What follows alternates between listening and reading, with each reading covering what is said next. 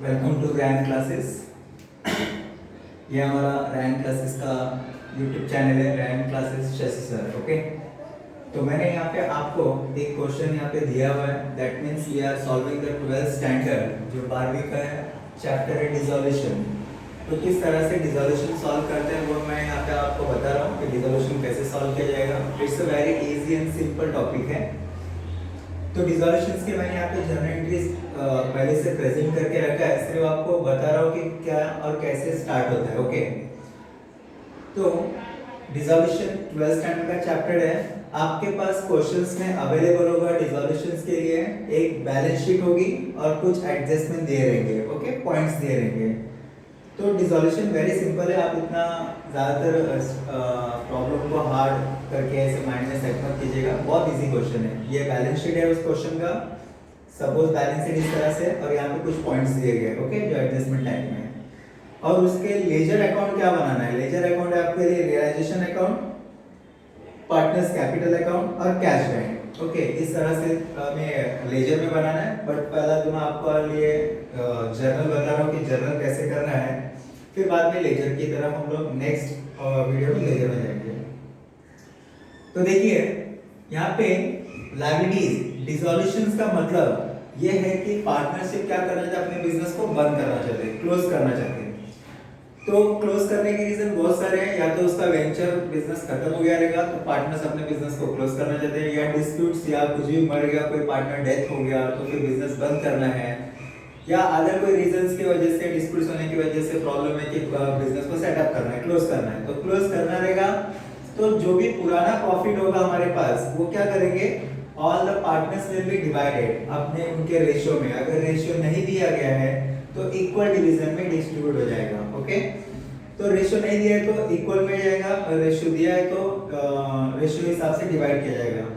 तो हमारे पास liability side और बैलेंस शीट असेट साइड दिया गया है। ओके, तो हमारे पास जो लायबिलिटी साइड में है, जैसे मैंने कहा कि जो डिवाइड रेशियोज है, जो प्रॉफिट एंड लॉस और जो दिया रहता है वो डिस्ट्रीब्यूट करना है। पहला फर्स्ट जनरल एंट्री वही होता है। तो हमारे पास सपोज इस तरह से क्वेश्चन में दिया गया profit and loss, general reserve, reserve fund. तो ये प्रॉफिट्स है, तो ये क्या करेंगे, पार्टनर्स में डिवाइड करेंगे। क्या करेंगे, पार्टनर्स में डिवाइड। सबसे पहली एंट्री होती है डिसोल्यूशन में प्रॉफिट एंड लॉस डिस्ट्रीब्यूशन।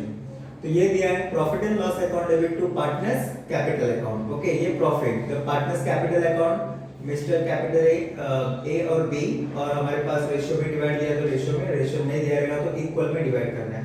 ये हो गया रिजर्व डिस्ट्रीब्यूशंस।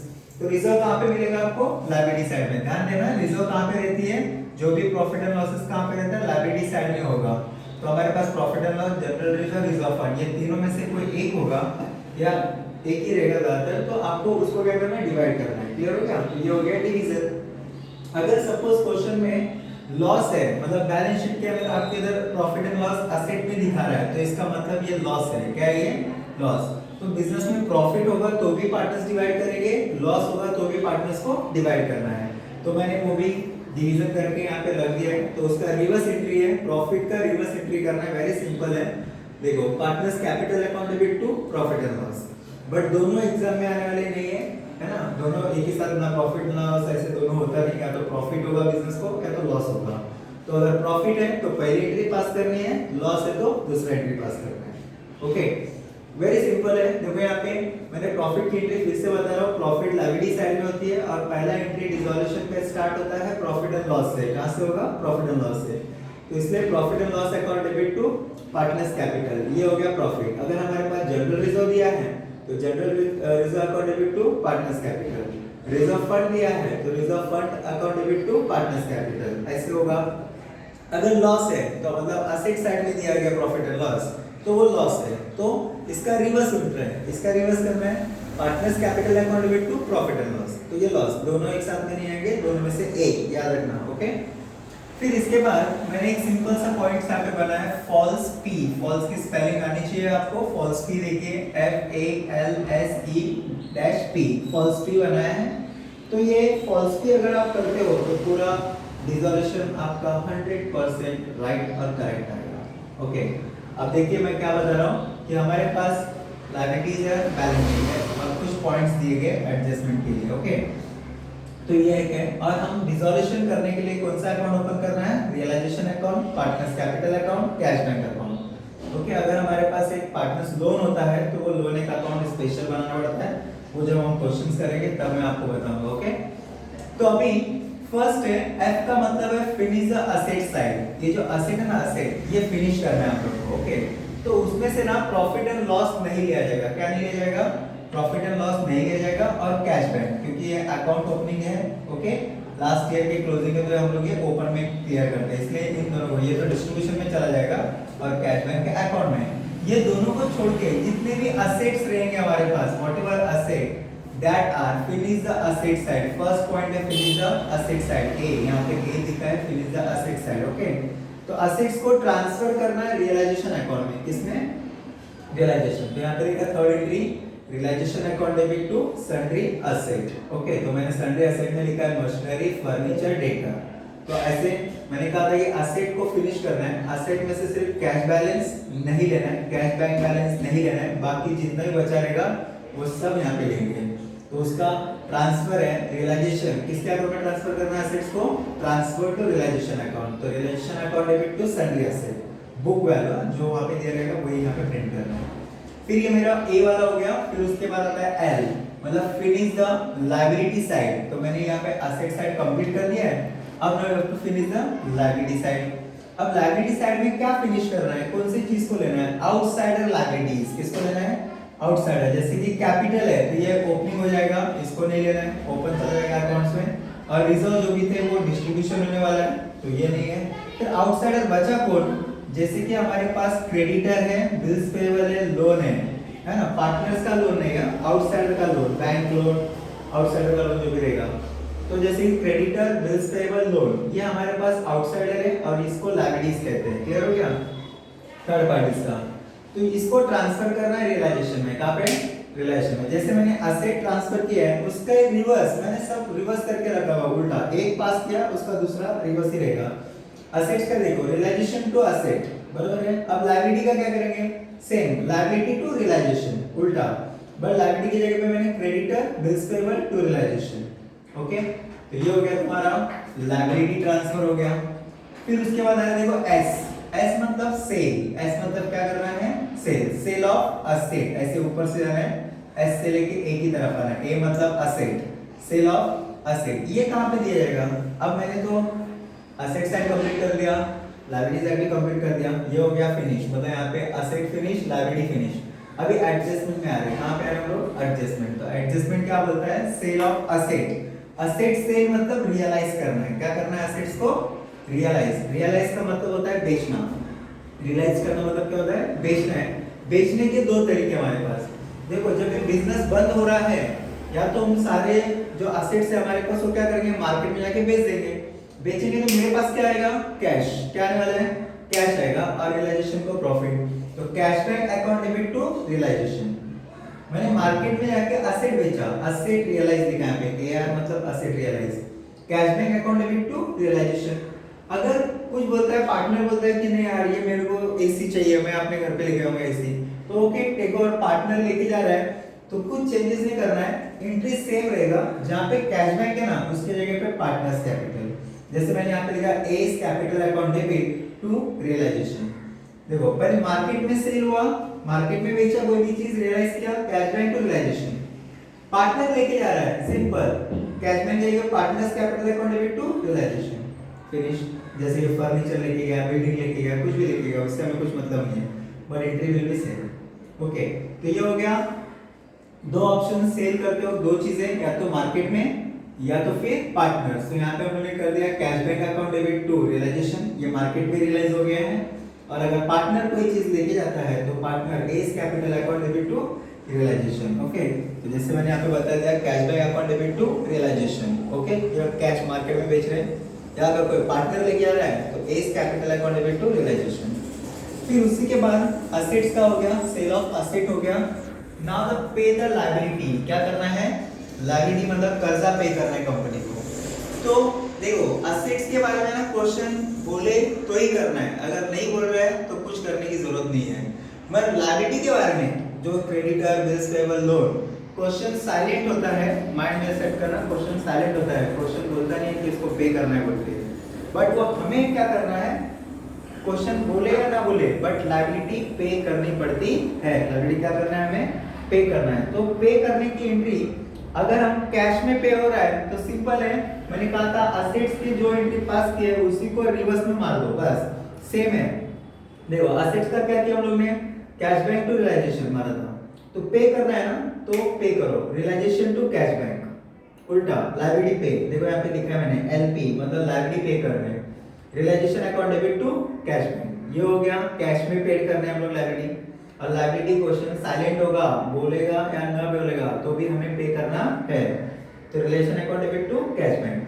अगर सपोज वो लायबिलिटी पार्टनर पे करना चाहता है, बोल रहे कि नहीं ये लायबिलिटी मैं पे करूंगा, तो मैंने जैसे यहाँ पे कहा था कुछ चेंजेस नहीं है, जहाँ पे कैश बैंक रहेगा जो पे कर रहा है उसका नाम, देखो यहाँ पे सीधा first entry realisation to B's capital, कौन सी एंट्री हो गई, रियलाइजेशन टू बी कैपिटल जो पार्टनर पे कर रहा है।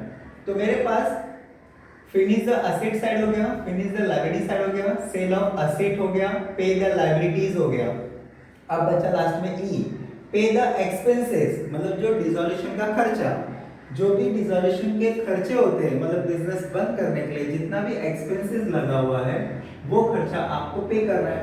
तो पे करना है, कंपनी पे करेगी, पे इन कैश, तो फिर सेम जो हम लोग ने लायबिलिटीज की एंट्री पास की सेम एंट्री है, रियलाइजेशन टू कैश बैंक, खत्म। तो ये फॉल्स पी खत्म हो गया, मतलब आपने 9 नंबर तक पूरा क्वेश्चन कंप्लीट कर दिया, फॉल्स पी खत्म हो गया ना, तो फिर आपका पूरा आंसर परफेक्ट है, समझ जाना। Very easy and simplest point से जाती है यहाँ पे, ओके।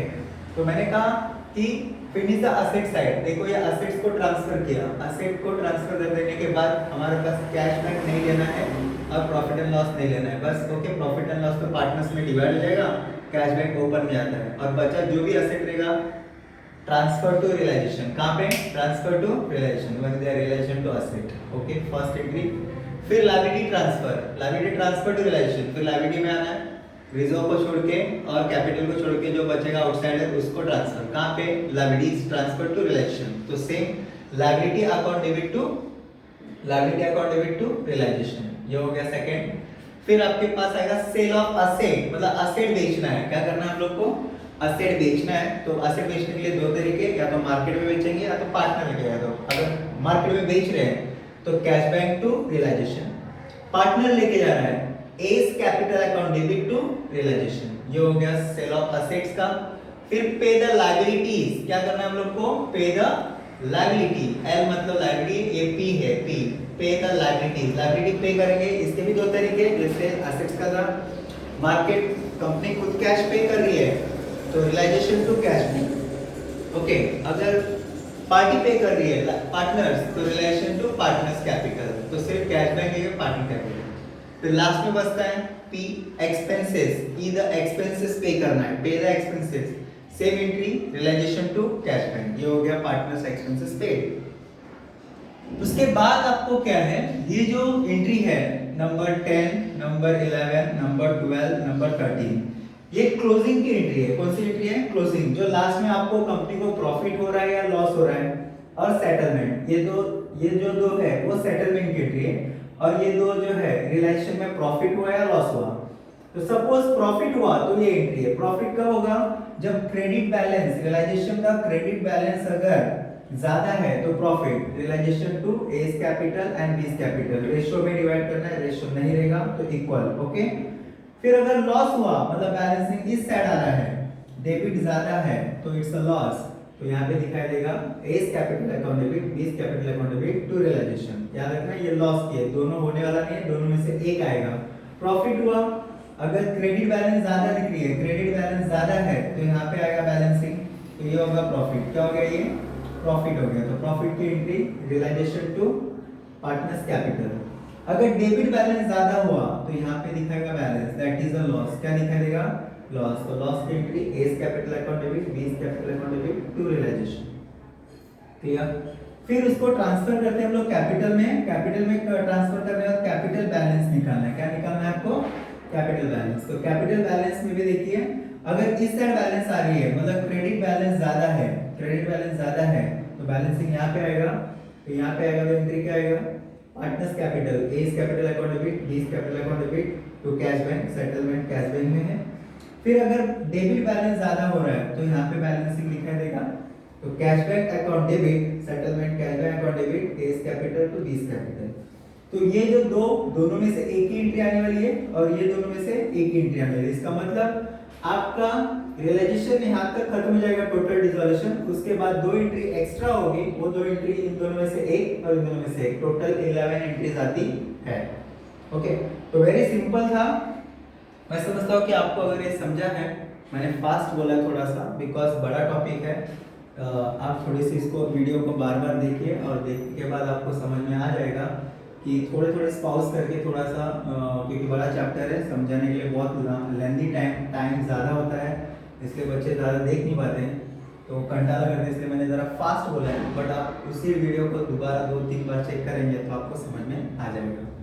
ओके, अगर नहीं समझा है तो मुझे कमेंट कीजिएगा, फिर से स्लो लेने के लिए मैं कर दूंगा, और अगर क्वेश्चंस एक्स्ट्रा समझ में पॉइंट डाउट है तो आप मुझे कमेंट में कर दीजिएगा, तो मैं उस डाउट को क्लियर करूँगा। और नेक्स्ट जो होने वाला सेशन इसमें, तो मैं आपको क्वेश्चन के साथ एक जर्नल एंट्री कराऊंगा, फिर उसके बाद लेजर में हम लोग जाएंगे। तो जर्नल एंट्री के लिए मैं आपका कमेंट का यूज़ करना चाहता हूँ, कमेंट अगर जितना अच्छे ज़्यादा देंगे, डाउट्स अगर है तो डाउट पूछिएगा, तो मैं इसे क्लियरिफाई करूँगा। तो ये हमारा रैंक क्लासेस शशि सर और यूट्यूब चैनल है, और ज़्यादा से ज़्यादा ये 12th स्टैंडर्ड के बच्चों को पहुँचाते हैं जिसने कोविड की वजह से क्लासेस नहीं लगाए हैं, तो उन बच्चों तक ये पहुंचना ज़रूरी है। जिसके पेरेंट्स फीस नहीं पे कर सकते तो उनके लिए मैंने ये लेक्चर अरेंज किया है, और इसी तरह से मैं आगे के सारे लेक्चर अरेंज करना चाहता हूँ। ओके, और यहाँ पे मेन गुरु मंत्र इसमें डिसोल्यूशन सॉल्व करते वक्त ध्यान देना, ये फॉल्स ही पूरा इंपॉर्टेंट है, FALSE false P, false P ये बहुत ही इंपॉर्टेंट है। फॉल्स पी के अनुसार ये पूरा डिसोल्यूशन सॉल्व हो सकता है, 100% सॉल्व होगा। फिर से एक बार शॉर्ट में बता रहा हूँ, finish the asset side, asset side को फिनिश करना है, F मतलब फिनिश, A मतलब असेट, असेट को फिनिश कर दो, ट्रांसफर करना है रियलाइजेशन में, रियलाइजेशन टू असेट।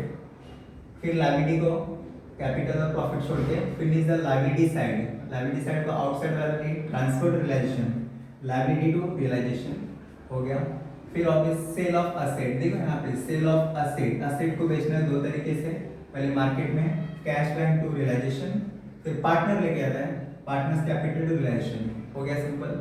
फिर है पी, पे द लायबिलिटीज पे करना है, क्वेश्चन में लायबिलिटी बोले या ना बोले तो भी पे करना है, कंपलसरी है, तो पे द लायबिलिटी, मार्केट कैश में पे कर रही है, realisation to cash bank, partner pay कर रही है, रियलाइजेशन टू पार्टनर्स कैपिटल, खत्म। फिर पे the expenses, expenses dissolution expense या रिलेशन एक्सपेंस, तो सेम है, रिलेशन टू कैश बैंक। यहाँ तक खत्म होने के बाद ये सेटलमेंट की एंट्री है दो, या तो प्रॉफिट या तो लॉस, और ये सेटलमेंट, प्रॉफिट हो रहा है realisation to partners capital, loss हो रहा है partners capital to realisation. Settlement balancing अगर इधर आ रही है, यहाँ पे आ रही है, तो आपको आएगा partners capital account debit to cash bank, balancing अगर इस साइड आ रही है तो cash bank account debit to partners capital. इतना सा सिंपल सा फिर से लास्ट में बता दिया मैंने। Thank you.